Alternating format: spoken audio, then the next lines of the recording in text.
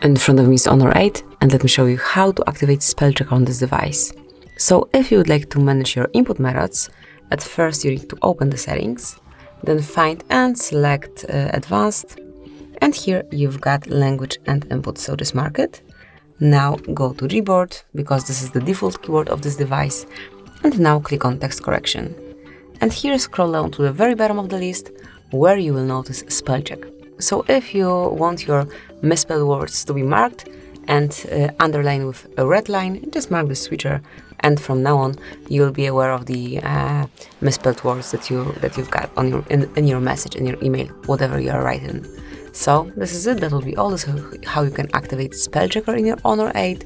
Enjoy, write correctly. Thank you for watching. Please subscribe our channel and leave the thumbs up.